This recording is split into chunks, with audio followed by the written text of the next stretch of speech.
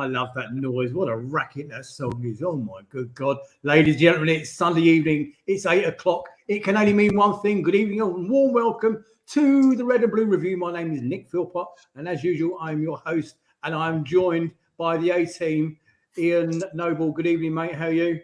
Good evening, Nick. Good evening, everybody. Yes, I'm good, thank you. Not bad at all. You had a long day yesterday, but back nice and early because it was the early kickoff. Yeah, it was an early kickoff, which meant we got back in time for Strictly Come Dancing. So, you know. Sad man. Okay, and warm welcome back because we haven't seen him for a few weeks. Tim Richards, good evening, mate. How are you? I'm all right, Nick. Thank you very much. Hello, everyone.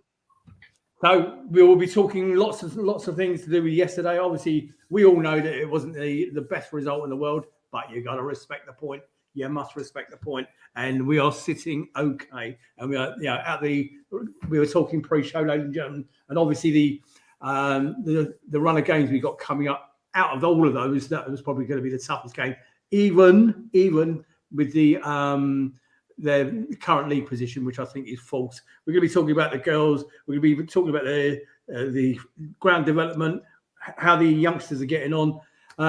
But first of all, Ian, how was your trip up to Leicester, and anything happened that we need to know about? It was a very civil trip up. You know, we managed to travel first class, and they looked after us on the train. You know how it is. And, it's an hour from St Pancras up to Leicester. The Nottingham train first stopped Leicester. Chris Grierson travelled up with us. It was good to have a chat with him. A few insights about the club, which I can't tell you all about tonight on the show. Save that for another time, maybe. But, no, and I like Leicester as a place to go to. You know, it's not too far to walk from the ground, 20-minute walk or so. The counting house was buzzing mid-morning, full of Palace fans. And I got inside the ground. And, of course, the first thing you do when you get inside the King Power Stadium is you got to have a sausage roll. Well, they're good. Red Leicester sausage roll. And what I love about it, it has the Leicester City crest on it in rice paper. So you can bite into that and eat the crest as well as eating the sausage roll. So, very good. And then early kickoff, as you say. Sorry, say again. Early kickoff, as you say. But the sausage roll, that was the highlight pre-match for me. I can't think of it. It's probably the highlight of the day, wouldn't it? I would have thought. Yeah. But anyway, good evening, Andrew Adams and Teresa Baker, Daniel Garlick, Jamie Skinner. The real panel's on. Hello, mate. I hope you're well. Hope we didn't bore you too much yesterday. Andy Knight, Lee Clark, Graham Kitcher. Who else have got? I know John Knox is out there as well somewhere. Guys, thank you for joining us. We love having you with us on a Sunday night, and thank you for joining us. So where should we start off with? I think I'm going to kick off, if you don't mind, with the ladies, okay? So I'm turning into a bit of an unlucky omen. I had the great pleasure of spending 5 minutes with the ladies' manager, Dean Davenport, before kickoff today at Hayes Lane in Bromley, where the ladies were playing Sunderland. Now, this is my second game watching the ladies. I went to Sellers Park a couple of weeks ago, whoever they were playing. I can't remember who the game was, and sadly, they ended up on the reverse of a result. I went to Hayes Lane for my very first ever Palace ladies game at home, okay, and saw them play.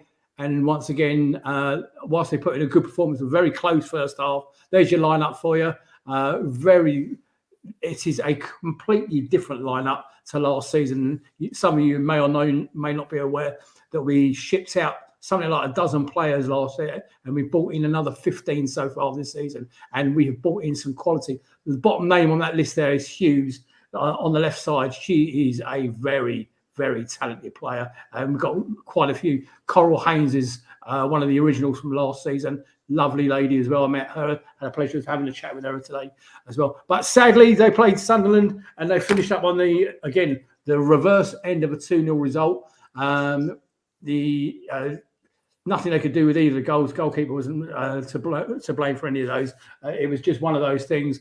Good moves. The first goal was a very good move down the left-hand side, crossed the far post, and it was headed in. But nevertheless, good crowd, and there is a very, very loyal Palace fan base. There you go. So we're still in the fourth position in the league, even with those two recent losses. You have to understand there is a very, very good quality core Palace faithful to go there. Lucy, I don't know if you got the picture of the flags that I sent in to Nige, but I mean, these guys travel home and away across the country. When the first team, the Palace men's first team, are not playing, okay, these guys travel home and away all over the country following them. It's only a core group of about a dozen of them, but Michael Middleton, who's a regular contributor to the show and in the questions crew, he's one of them. So they are to be, in my mind, absolutely congratulated for the effort that they put in. And the flags, there's more flags at a ladies' game than there is at any men's game. And then what they do, and what I like about it, is they're all grouped together, all in one stand, and it's really good. And that Bromley Stadium, by the way, if none of you have been over to Hayes Lane in Bromley, they've invested a lot of money, okay, and it's a very, very tidy little stadium, well worth a visit. So get over there, support the girls, and tell them Nick sent you. Right, so we're going to also carry on with what a little feature that Ian started while I was on holiday, how our loan players have been doing over the last week or so. Malachi Boateng played 90 minutes as Queen's Park drew 1-1 at home to Arbroath on Friday night. David Boateng was once again on the bench and not used. Charlton don't play until Monday tomorrow evening, and Jezrak Saki did play 77 minutes for them on Tuesday night in a 4-2 victory against Exeter City, but was not on the score sheet. Scotty Banks was not in the squad for Bradford again against Salford City. It's reported in the pre-match press conference that he could be a possible return to the first team after an injury that hadn't been specified. Remy Matthews conceded a single goal against Livingston as St Johnstone lost 1-0. Reece Hannon started for Bromley in the home defeat to Hereford in the FA Cup. I didn't even realise the FA Cup had started until yesterday. Daniel Quick, Dorking Wanderers lost 3-1 at home to Eastleigh in the FA Cup. Rob Street came on for Shrewsbury at half-time in their 1-0 win against Fleetwood Town and was booked in 90 minutes again. Okay, and Luke Plange and Jake O'Brien played the full 90 minutes for RWD Molenbeek in their 4-1 away win against SL16. Neither of them on the score sheet. And I must say thank you to Nigel Croucher very much indeed. Every week he compiles that for me, and I'm very, very grateful. Nick, can I make a comment or two about those games you mentioned there? First and foremost about Charlton Athletic, the Clowns. You're right, they don't play until Monday night, and a good opportunity, I think, to take a look at Jack Raksaki playing for Charlton, because they're live on Sky Monday night, tomorrow night, against Portsmouth. So it should be a good game. So I think I might try and take that in. Hopefully he starts, and it'll be good to see him play in that one. Indeed. And something else I was going to have as well. I can't remember what it was. So ladies. No, carry on. Okay. So very important week for the club. Behind the scenes, for those of you who don't know, Croydon's planning committee meets on the 20th. Now I meant to look it up. When's the 20th? Is that Thursday? Thursday evening? I believe it's Thursday, and it is expected to rubber stamp the planning permission amendments. We've already got planning permission for the new stand, as I'm sure everybody is aware. And I've been saying it for years and years and years. So has Jill. It probably won't happen in my lifetime. But Thursday the 20th, thank you, Lucy. Okay, Thursday the 20th, the planning committee meets for the final time, and it is expected they rubber stamp the amendments that they had to make and they needed to make. The fire brigade asked them to put in an extra lift in the stand. Just so you know, they're trying to extend the pitch. They're trying to make extra accessible seating area in the White Horse end. And two or three other, there was also some bits and pieces to do with the 5 and 6 houses around the corner. 5 of out the 6 now are actually owned by Croydon Council. And there is only one left that is privately owned. So all the necessary arrangements have been made for those. And in case you missed it at the beginning, I'll read you very quickly what the plans that were agreed. The redevelopment plans for the main stand at Crystal Palace have unanimously been given the green light. This is a little while ago. The council's cross-party planning committee approved the club's proposals, which will see the main stand extended to increase the stadium's capacity from 26,000 to more than 34,000. The expansion plans will not only see the creation of a new glass-fronted stand, but also a larger pitch, additional accommodation for wheelchair supporters, and the provision for new facilities in the local community, creating a first-class home stadium for the Premier League. Shifa Mustafa, Croydon Council's Executive Director, said, "It's great news for Croydon that the Planning Committee have approved Crystal Palace's application at Sellers Park. The redevelopment will create 100 new jobs in the area and enhance experience for fans on match day and visitors to the club. The council remains committed to working closely with the club to ensure that suitable accommodation is found for the residents of Woodison Close, whose homes are affected by the club's plans, to ensure the impacts of the development are properly mitigated." Now, so if any of you got the email from from Croydon Council, as I did the other night, okay, it was very confusing. So you're aware. So you're looking at the back of the main stand, and the whole idea is they are filling in the right-hand end, okay, which is the Homesdale end, into a semicircular office space and everything else. And so it's filling in that gap in the corner between the Homesdale and the main stand. They're also doing the same thing at the other end, at the Whitehorse end. Okay, so basically both the stand will finish off with circular office spaces on both ends, creating the pillar, if you like, for the old Crystal Palace. That's the intention. Now, if you read the press release from Croydon Council that we all got by email, most of us got by email, they're actually talking about the Arthur Waite, and it's really confusing, and they got it wrong. It's nothing to do with the Arthur Waite. The Arthur Waite stand is having improvements. They are moving the gantry. They are changing the floodlights in the Arthur Waite stand. They're taking down the old floodlights around the stadium and resiting them. But they're in their press release, they actually said about the Arthur Waite. So it looks as though they're filling in the corner where the TV box is. They're not. Okay, they completely got the wording wrong on that. It is just on the main stand side of the stadium, not the Homesdale. So that brings you up to date on the stadium development. I think it's now time, gentlemen, to say maybe it will happen in our lifetime. Maybe a spade will go into the ground at some point. Boys, discuss your thoughts on A, what the plans are, and B, do you think it's going to go ahead? Do you know what? It's frustrating being a Palace supporter, because this is one thing that could and should have made progress during the lockdown period of 2020 and 2021. Fulham have built a new stand on the riverbank on the side of the Thames.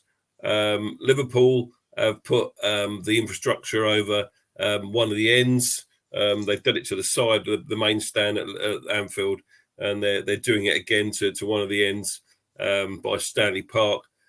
Do you know what? Other clubs are doing it, and you know, it's just been frustrating watching the lack of progress. But I think, you know, this latest email and the plans for this week, you know, are a step in the right direction. So hopefully, as you say, Nick, it will happen in our lifetime.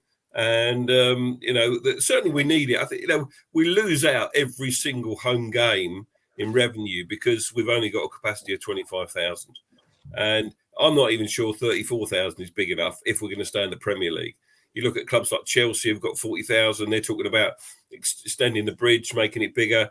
You know, someone like Tottenham, I know we're not as big as these clubs, but they're 60,000. And, you know, you need bigger, you know, you can fill a bigger ground with a demand for the Premier League product. So, yeah, it's a step in the right direction, but I'm not sure we should be doing that. I'm still a believer of the fact that we should be building a new ground somewhere rather than trying to develop Sellers Park. But let's see what happens. Tim, I do notice on the press release, the original press release, and the one that came out this week, that nothing has been mentioned about the slither of the car park, which has been an ongoing stumbling block between the club and Sainsbury's. I noticed that still hasn't been solved. They must be making progress on it, otherwise they wouldn't be pushing forward. Your thoughts, mate? I think we've got no option but to either move to a new ground or push this through, because at the end of the day, if we want to stay in the Premier League, we need to generate more money. We need more money coming into the club. And there's only so many texters around that can come and put money in. So the only other place is by getting more people in. Now, if that, you know, is Southeast 25 still suitable? You know, is it time, like Ian says, to look for another club, another venue to build? I don't know. But All I do know is that if it is given the approval on Thursday, there can be no more excuses. If it's given the approval on Thursday, then they have to go ahead. It has to get done, because we always talk about wanting the club to progress. The chairman, the owners are always on about wanting the club to progress. It won't do as long as we stay at Selhurst Park in its current setup. Well, I don't think the option of moving is now an option, because we're too far down the planning road. Yeah. And I think Nigel made a point in the chat a minute ago. Ladies and gentlemen, in case you don't know, we have the same builders lined up to build the new stand, which by the look of it will happen, as Liverpool did in their big new development they opened last season or the season before. And it's called a wraparound. Very simply, it's not going to affect the seating in the old stand at all. They stay exactly where they are while they build up the new stand behind it. Okay, and when that's completed, the people that are sitting downstairs will all move upstairs. So, and then they'll complete the bottom part of the development down there. So yeah, there is one little caveat to add to all of this, and I think this is very well worth us talking about because of the lack of goals and excitement from yesterday's game.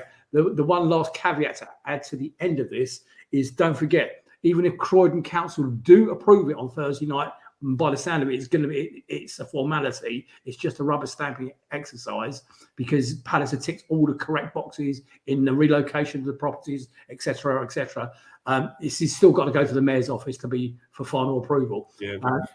He's already approved the plans. He's already approved Croydon Council's planning, but he's then got the mayor's office have then got to approve the amendments. Okay, that has not happened, and there is no date yet to say that will happen. But when it does, and only when it does, let's assume it's sometime early next year, that will be the time where they can actually say, right, guys, shovels in the ground. Yeah, and don't get me wrong, I don't think we will move to another ground now. But that was just my preferred route, if as my personal opinion. But I think it's good that we're making this progress. As you say, Nick, let's get a shovel in the ground. Let's make this happen, because we've got to do something. We've got to improve our ground. There's no doubt about that. Quite a few comments in the chat too about the infrastructure around the stadium. Parking, the transport, the train links. There's got to be an upgrade there somewhere. Don't ask me where. I haven't got any solutions.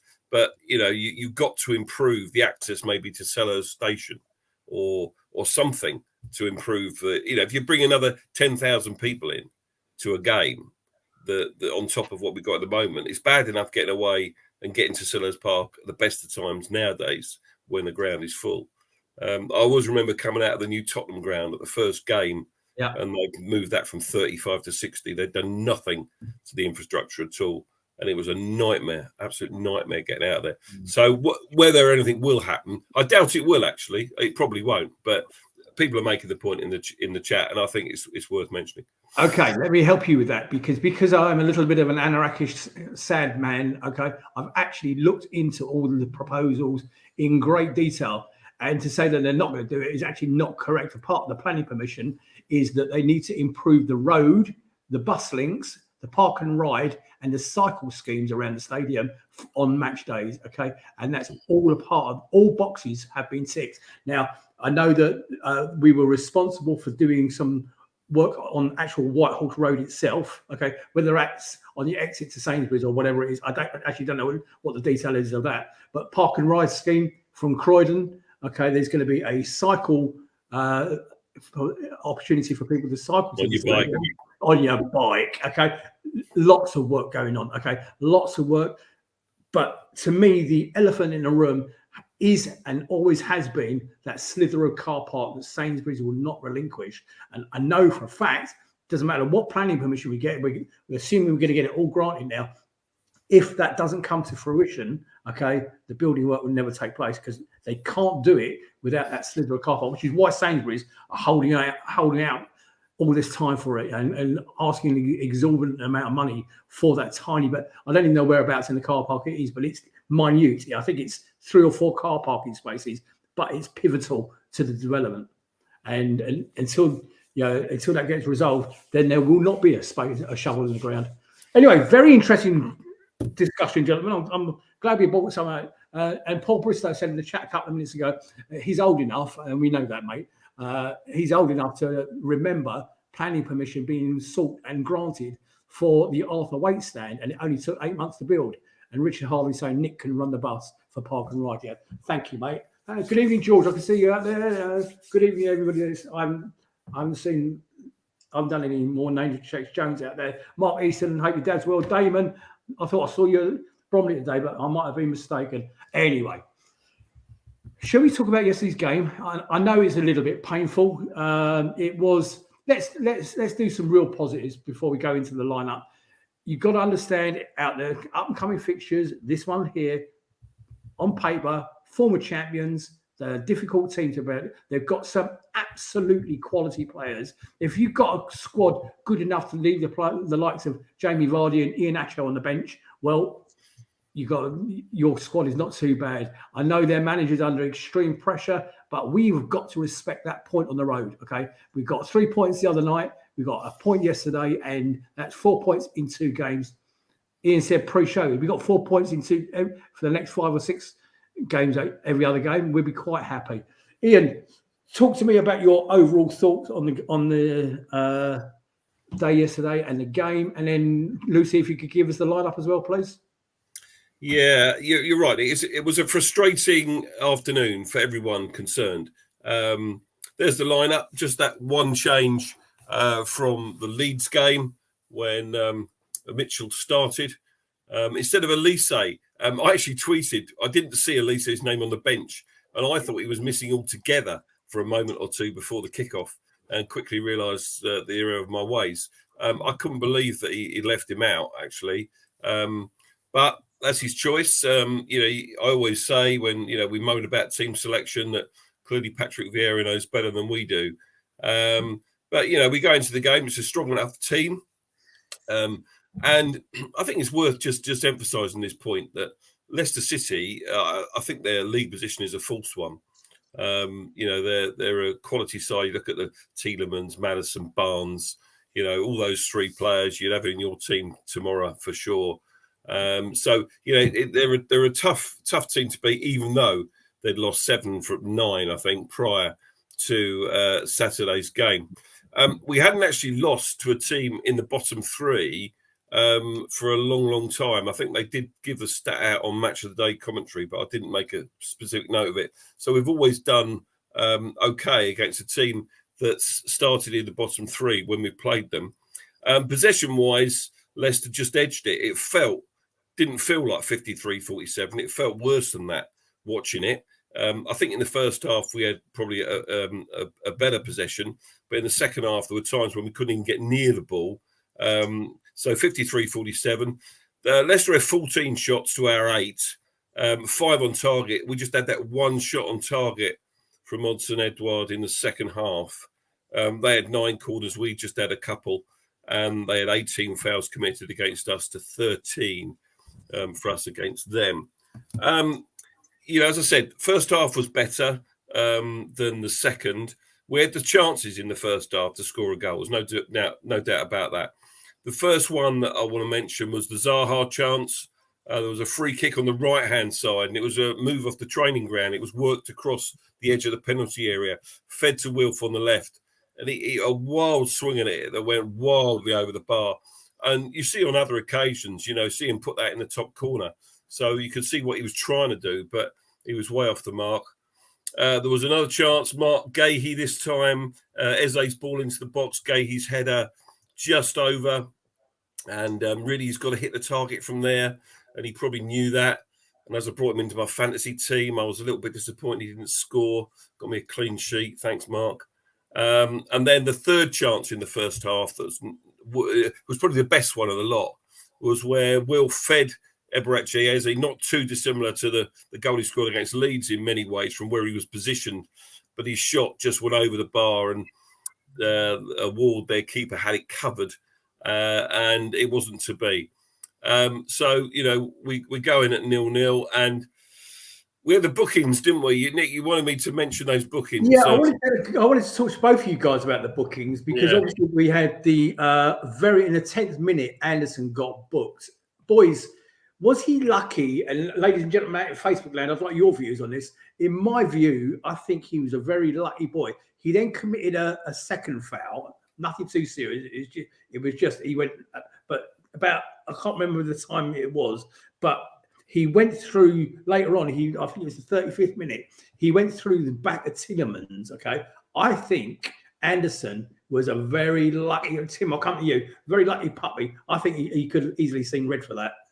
Your second bookable. Your thoughts? Yeah, I mean, it's one of those things when this is one of the problems with refereeing in the league. It's so inconsistent. Yeah, I'd have to say I probably agree. For once, we actually got the rub of the green, if you like. But how many times do you see that? I think it's definitely a case if that had been against one of our players or one of their defenders, I think we would have said the same thing. Yeah, as Nigel quite rightly said, Ian, the one that he did get booked for was actually his second foul already. So, in theory, I'm not advocating any Palace player be sent off. Of course, I'm not. He was just ultra competitive yesterday, and I really thought he could have got. And of course, Decore then gets booked just before, literally in injury time. And in my opinion, it's probably why he got taken off in the second half. Your thoughts? Do you know what? You often see this with referees and bookings in the Premier League. He gets his name taken first, Anderson. Okay, the second foul, it would have been a yellow card if he wasn't on a booking. Yeah. To be fair, Andy Madley's giving him the benefit of the doubt there. He's probably had a word with him and said, he actually probably said to him something like, "You're lucky there. You could have been booked, could have been sent off, but I've let that one go. One more and you're off." Okay, and I wouldn't be surprised if that kind of conversation still goes on between referees and players on the pitch, because otherwise too many players that get sent off for and it's so subjective a booking anyway. Someone's put in the chat, I can't remember who it was, I saw it go through there. The referee, Andy Madley, was a homer. He didn't book any of their players in the first half at all. They were fouling just as much as we were. You've seen the stats already. It was our players that were getting booked in the first half, two of them. And it was disappointing for Decore because I'm not sure he had to do that, right on half time. And he goes in with a yellow card. And I think when you get a card so early, you've just got to be so careful, haven't you? If it's a really bad challenge, it's obvious, clear and obvious, bordering on red itself, then you're going to go. But if it's a little bit innocuous and you could look at it both ways, I think that's where sometimes referees let it go. I mean, I have to say, and that's how I viewed the Anderson second tackle when he went through the back of Tillerman's. I thought that's a booking, exactly how you just described it, Ian. It was a booking all day long. It was a book, and it would have been a second booking, and that would have screwed us for Tuesday night, Wednesday night. When are we playing? Tuesday night. Tuesday night. That would have screwed us for Tuesday night. And likewise, I honestly believe that's why he removed Decore, because Decore was battling in midfield. I know the game was poor. I know, it wasn't just Palace that were poor. Both teams were equally as poor on the day. It was a really, really strange game because both teams have got great quality. Just nothing happened. And I honestly believe that's why he took Decore off. It was probably the right move, although it had a negative effect on the game because obviously you then bring on Luca, and Luca's first thought is always going to be defensive. Second half, Ian? Yeah, so second half, let's just talk about those substitutions then. But before we do that, the two substitutions came before the Edouard chance. Riedewald, first time we've seen him for a very long time, obviously, replaced Mitchell. Now, don't forget, Mitchell didn't start last week. There's something not quite right about him at the moment. I don't know what it is. But Riedewald comes on at left back, and Čeki Decore comes off, and Luka Milivojevic comes on, both on the 56th minute. Now, that's early to make substitutions in the second half. And, I think the Decore booking might have had an impact on that. Do you know what? Luka got slated on certain social media channels I've seen. I didn't think he did too bad. I think he did okay. To the point where the manager actually singled him out after the game, saying he did nothing wrong. I think you're right. I think it's one way of putting it. He did nothing wrong. He's not the player he was. Let's be clear about that. He definitely isn't the player he was, but he's still good enough for me to be a squad player and come off the bench and do a job for us, which is what he did on Saturday. He did what he was asked to do. Jara Riedewald, actually, I thought he was a breath of fresh air. I thought he was good. He looked good. He didn't make any mistakes at the back. He looked better going forward than Mitchell did down the left flank. And I sort of want to see a bit more of him, really. I hope this is the start of some minutes for him. Hope we see more of him off the bench. He had some issues, didn't he, earlier on, pre-season, I think. I'm not sure the exact details, but it's good to see him back in contention. I've always rated him. I've always liked the lad. So it'll be good to see him get more minutes. So into the second half, Edouard has probably our best chance, and he had to make it all himself. Footwork, beat 2 or 3 players, got his shot away from the edge of the box, and forced the only save that Ward had to make. One save, one shot on target, one save. It was a good save down to his right-hand side by the post, tipped it round for a corner. And literally, immediately after that, Edouard gets taken off. I didn't get that substitution. He's got 2 in 2 prior to this game, Edouard. If you get the ball into the box to him, we know he can do well. And I did not get why he took Edouard off yesterday. And then when he takes him off, he brings Elise on, moves it around, puts Ayew left, I think, and Wilf down the middle, or Wilf left and Ayew down the middle, I think it might have been. And I thought, Jordan Ayew, I've been one of his... on this show, I've talked about Jordan Ayew being a great player and having great games for Crystal Palace and doing really, really well. And last week against Leeds, he did well. The week before against Chelsea, he did well. Yesterday, he was rubbish. He was poor. He was one of our worst players. And yet, Patrick Vieira decides to play him for 90 minutes. I could not believe that he left him on the pitch for 90 minutes. And then the fourth substitution was seeing Wilf get taken off, which... again, beggared belief for me. I know he wasn't having the greatest game, but look, Wilf can turn a game in a moment. And he wasn't happy about getting taken off. He didn't shake Mateta's hand. He walked past him, threw his toys at his pram, typical Wilf. But I was very surprised to see that. And I think then in the second half, look, guys, we were on the back foot. Leicester were better than us. They were creating chances. We got overrun in midfield. If you look at our midfield, I'm not sure... we need to do something, maybe get Will Hughes back to start him alongside Doucouré and play 2 defensive midfielders for once, shore it up a little bit, because we got overrun in midfield. And the amount of space in both halves that Maddison had in particular, everything went through Maddison. Everything. Unfortunately for us, he left his shooting boots at home because he couldn't hit a barn door. He really couldn't, Maddison, yesterday. And he one shot on target was comfortably saved. But Leicester should and could have scored. And, we got away with one, I think, really. Nick, sorry. Oh, I did. I mean, I just wanted to go back to the Wilf substitution, Tim. Yeah. We are talking about the manager making the decision. I mean, Yasmin just said in the chat she would have taken Ayew off before Wilf. Yeah, absolutely. Yeah. Even though Wilf isn't playing well. Now, let's be honest, Tim, Wilf hasn't played well for the last couple of games, okay? I think he is one decent pass onto switching it back on again. But he has been poor. But what bothered me, to the point, Ian, just to let you know, because I know you were in the stadium, I actually texted my son, Sam, who was there, and I said to him, did he just walk straight down the tunnel? Apparently he didn't. He didn't. He went and sat down, but he wasn't happy. You could see his attitude, Tim, his petulance, it pisses me off, even after 15 years at the club. Does it not you?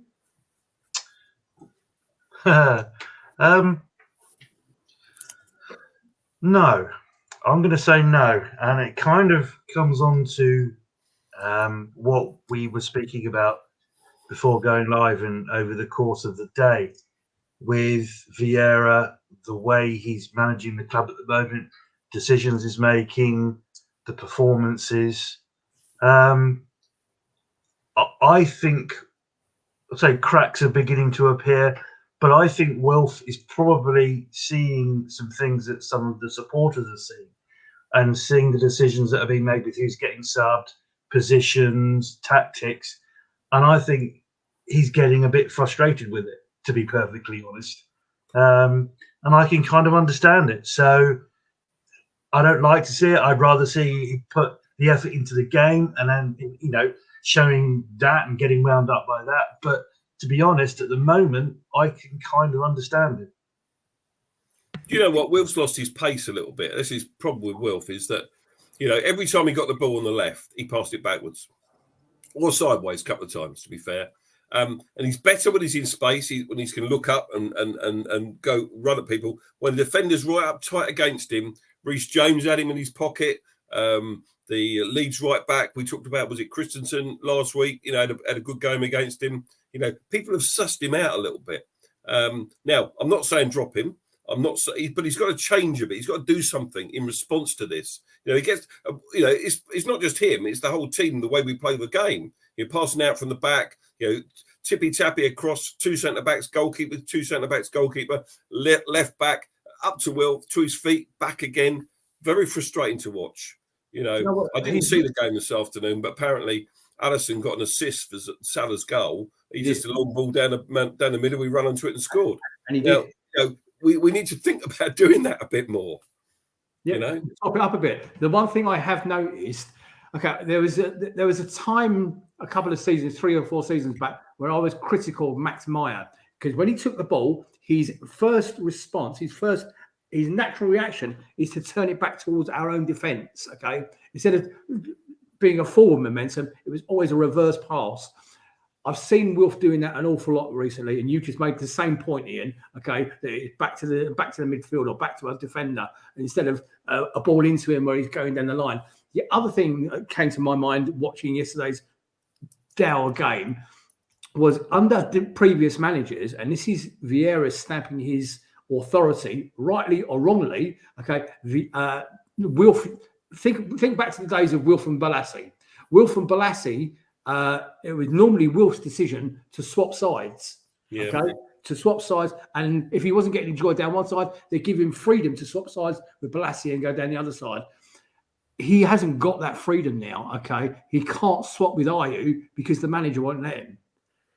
Tim touched on the point about the cracks are beginning to show. Is that a flaw? And Ian, I'm asking you this question.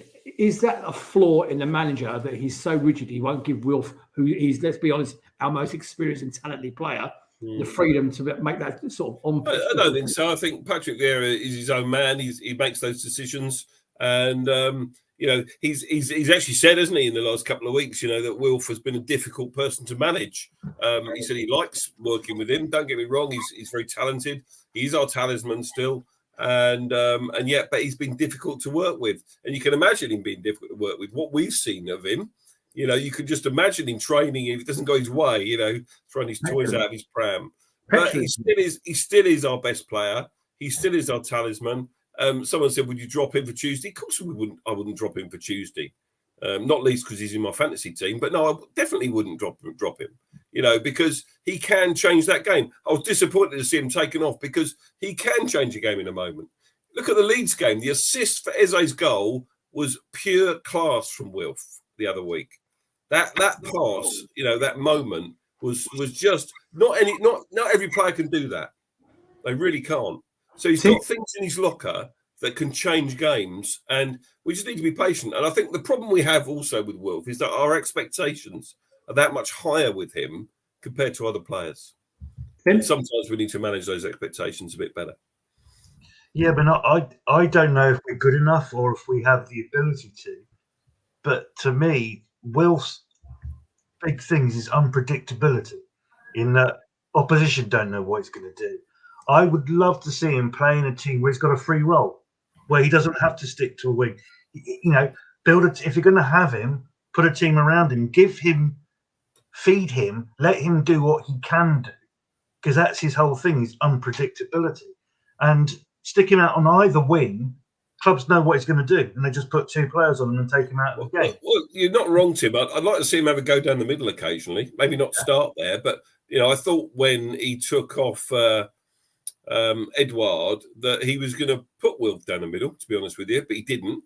We've seen what he can do there, you know. I think, you know, several times we've seen him swivel and score, you know, inside the box in a central position, you know, in that position, you know, in the 6-yard box. If you take the lines from the 6-yard box out to the edge of the penalty area, you know, within that area, if he can get in that area, he can score goals. We know he can.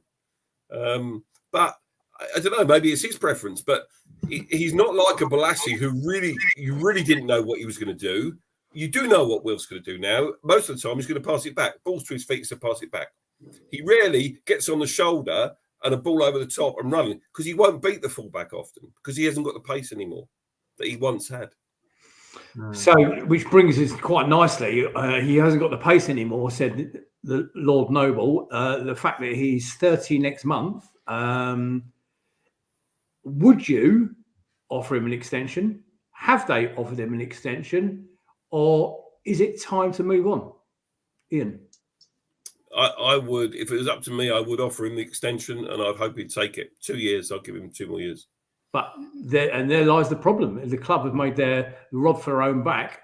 After next month, if we don't offer him a contract this month, like a la October, in November he's 30, the club's new policy is that over 30, they get a 1 year deal. Okay, they offered Czech Kouate a 1 year deal. So he went to Nottingham Forest to get a 2 year deal, and on the second year, he'll be playing in the Championship. Well, who knows? Who knows? But I don't know whether they would make an exception for Wilf. I would make an exception for Wilf, just because a club has a policy. You can deviate from policies. If we don't give Wilf a good deal, then he will go somewhere else. Whether it's in the Premier League, a Tottenham or an Arsenal or somewhere, or a club like Roma that have been linked with him in the past. But I remember when Ian Wright left us, I was very sad. I know it's not the same because Wilf is more of a legend than Ian Wright ever was, but I was extremely sad that day. Never forget it. But we do lose our best players, don't we? We've had it time and time again down the years. And eventually, Wilf will not be a Crystal Palace player. That's a certainty at some point in the future. Okay, I was reading a comment. What did you just say about his certainty? I missed what you said. Say that again. One point in the future, some point in the future, Wilf will not be a Crystal Palace player. And whether it's because he retires or whether he goes somewhere else, I'd like to see him stay as long as he possibly can do. So you asked me the question, would I offer him a contract? Yes, I would. 2 year deal, try and improve it and try and keep him at the club for at least another 2 years. Keith Diamond has just asked in the chat, and Keith, I presume you are aiming that at me. Would I offer him a new contract? The answer to your question is, if they haven't already done so, it's never going to happen. Okay, it won't happen. He's already made his mind up. He's going to be leaving us come June. Don't forget, he's a Palace player until June. He's free to speak to European clubs come January, and if you listen to Dan on HLTCO, apparently there has already been contact between Wilf's representatives and low-level contact, admittedly, between Wilf's representatives and Roma already in this season. Okay, he's free to speak to them about contract come January. My honest opinion is he will go in June. Okay, and again, Hopkins is very pragmatic when it comes to this sort of thing, and he thinks that we will go. He doesn't want to.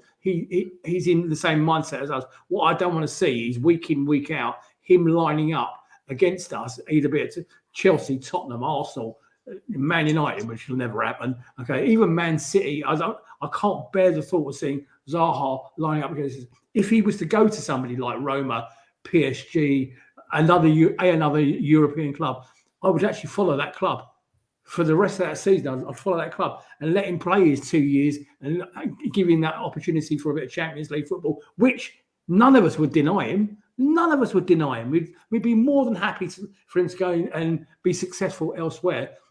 And I think, if I'm honest, after that 2 year period, when he hits 33, his playing days will be winding down. And I honestly believe he will be back at the club to close off his career at Selhurst Park. I honestly do. Anybody? Well, let's hope you're right, Nick. Let's hope you're right. Cool. So, anything else to cover on the second half here? No, I think I've said most of the things that I wanted to. Other than if you look at the post-match presser, Patrick says we didn't do enough to win the game. We didn't take enough risks. We lacked some tempo. The quality of the ball in the final third was not good enough. So, he's made those comments that you'd expect him to make. So I didn't disagree with anything he said there.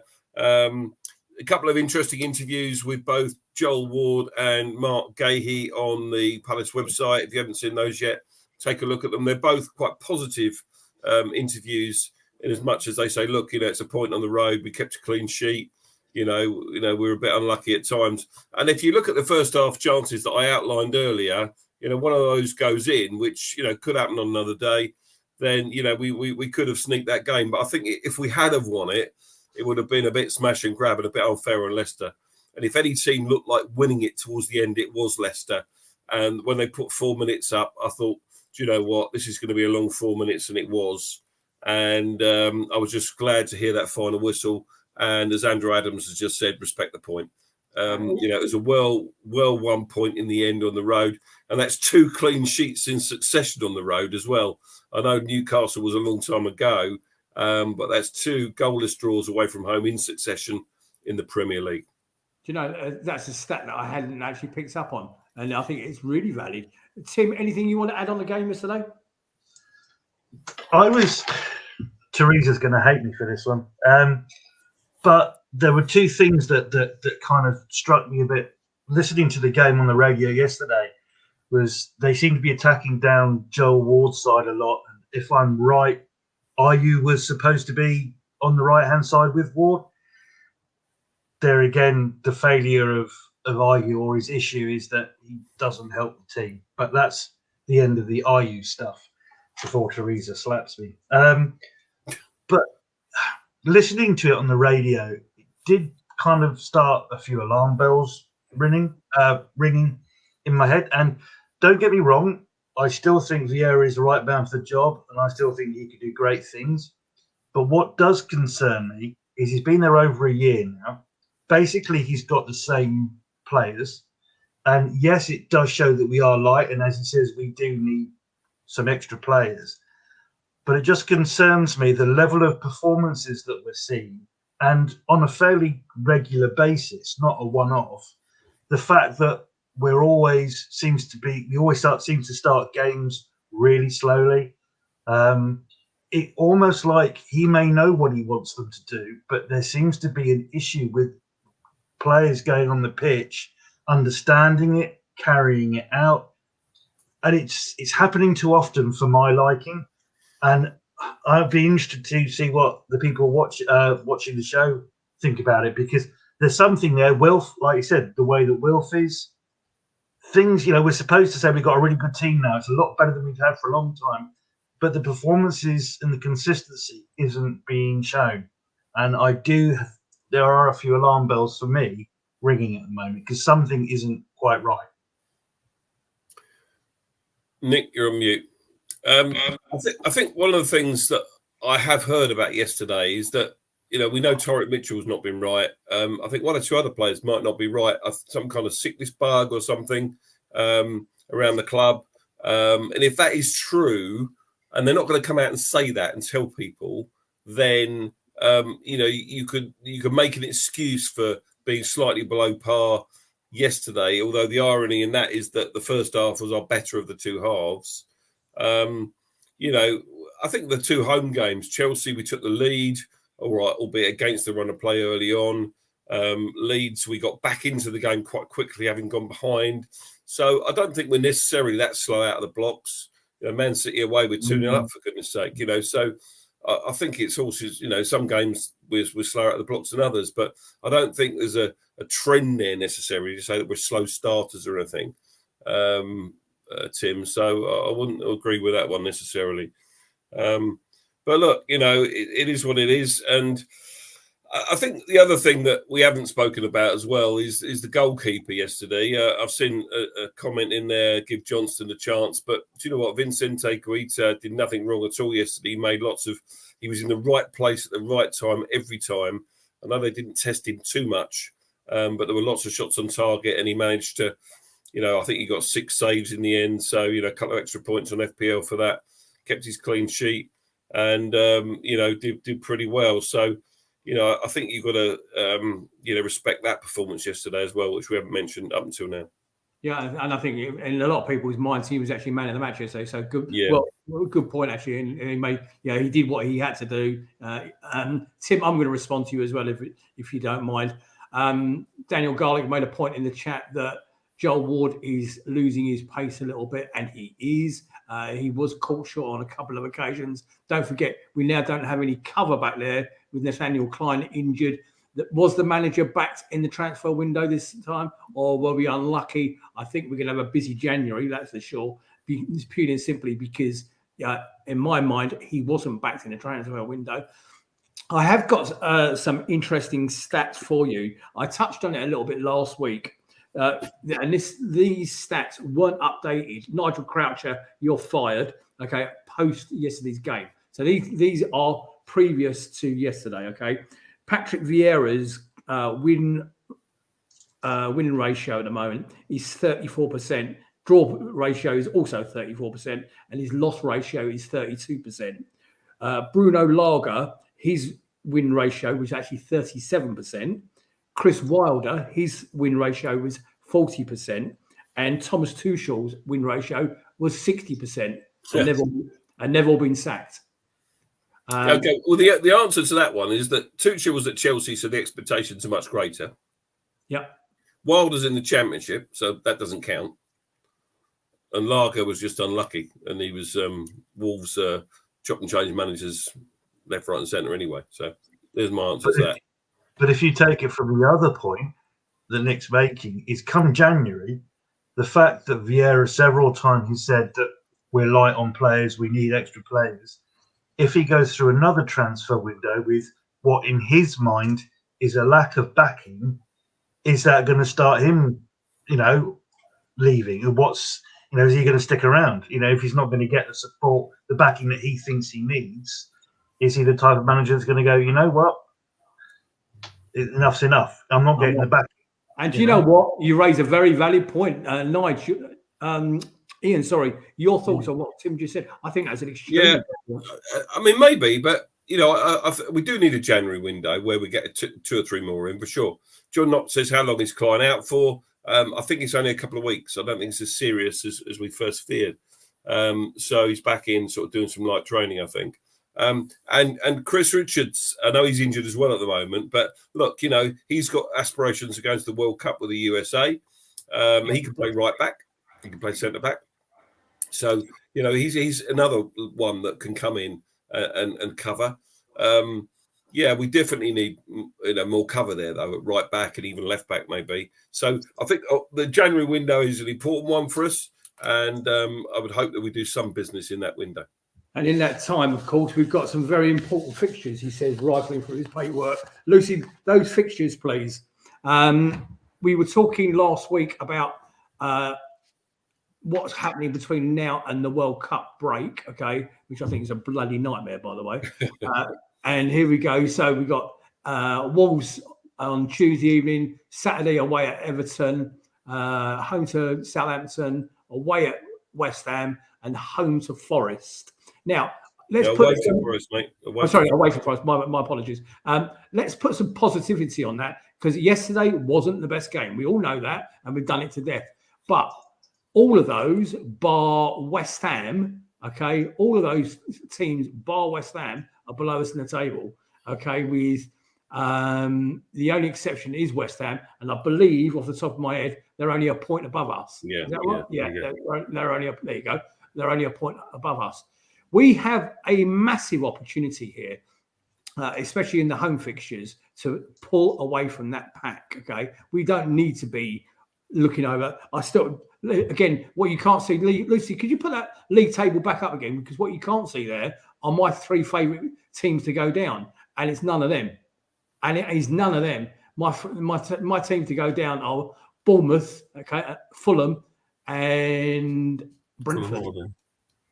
And they're not even in the bottom half of the table. Apart from Bournemouth, they're not even in the bottom half of the table. I think this is a false league at this time. Southampton have got far too much. I think Wolves have got too much. Villa have certainly got a bit of quality. Leeds are a bit of an enigma. I'm not too sure about Leeds. I mean, Bamford clearly can't hit a barn door.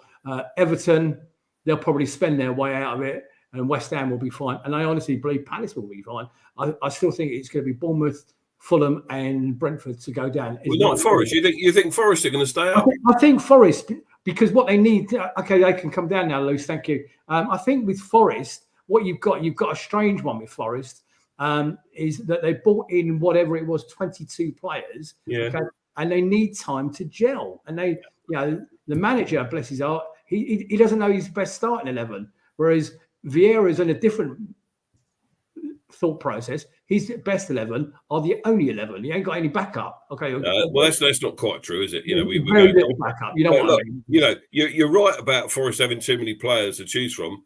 I think Forest are almost doomed. I can't see them staying up at all. I really can't. You know, if Wolves could beat them 1-0, they couldn't even score a penalty yesterday, for crying out loud. You know, so you know, I'll be interested to see what happens for sure. They've got a minus 16 goal difference. They're bottom of the table. Leicester will get their way out of it. I think Southampton will struggle. I'd love to see them go down. Can't stand that lot. Wolves will get out of it. Villa will get out of it.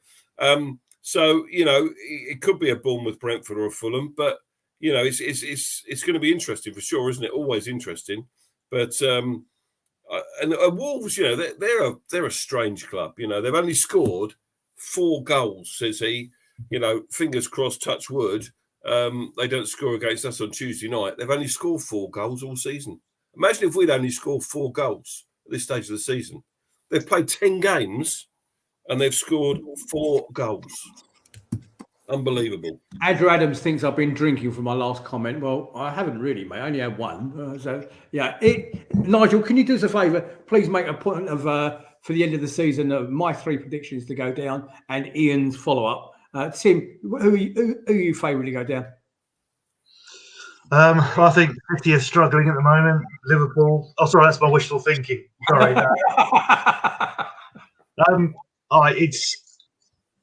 It's such a fake time at the moment in the league. I would say Forest. I just think I see why they bought that many players when they lost the number of players they lost. I don't think they're of the high enough quality that it will get them out of it. I think they'll be going down. Bournemouth, I think, will be all right. I'd like to see Southampton go down like Ian. I can't stand them. That would be interesting to see. And to be fair, I mean, you think Everton will spend their way out. They're not in a position to spend their way out. They can't spend money at the moment. So, you know, if they lose a few more games, I don't think Everton are out of it.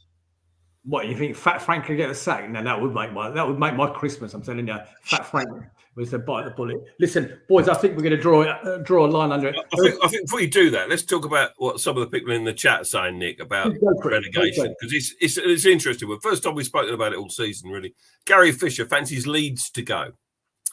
George says Forest, Bournemouth, Southampton. Yeah, that's a good shout, I think. But George is mad. I'm not going to even read yours out. Andrew Adams, Forest, Villa, and Southampton. Villa, interesting to see if they can get out of it. I mean, I think they've got some players. I think they will. But so you know, it's there's a bit of a theme there. I think Forest are the team for me that, as I said earlier, that look as if they're nailed on to get relegated. I think the interesting thing with the Forest one is who was that player that they signed from Wolves that we were in for? Gibbs White. White, yeah, Morgan Gibbs White. 30 million they paid for him, didn't they? He's been crap, and he's been absolute garbage. Whether he's being played in the wrong position, I don't know. But I was listening to it on the radio on the way home from work yesterday. He's been absolute rubbish. Ladies and gentlemen, out in Facebook land, thank you for joining us on what was not the easiest show to do, of course, because you want performances to be able to talk about. Our next game is Wolves, okay, and obviously Everton at the weekend. We will be back on Sunday evening to review both those games. But before we go, thank you, Lucy. Before we go, thank you, if you don't mind. Thank you to the 2 guys that joined me this evening, Ian and Tim. Thank you to Nigel Croucher, who does a massive amount of work for us. But ladies and gentlemen, could you do one little thing for me? Would you jump on Instagram and like, share, follow, whatever the hell you do on Instagram on our Wolves review preview that Tim Clark-Samuel has worked so hard and he's done. Please take care of that. And on behalf of all the team, can I send my love to Lucy and her family at this difficult time? No details, but we're sending you massive hugs and lots of love. On behalf of the team, the entire Red and Blue review team, ladies and gentlemen, we'll see you next Sunday night. We'll do it again. See you then. Take care. God bless. Stay safe. Good night. Good night, guys.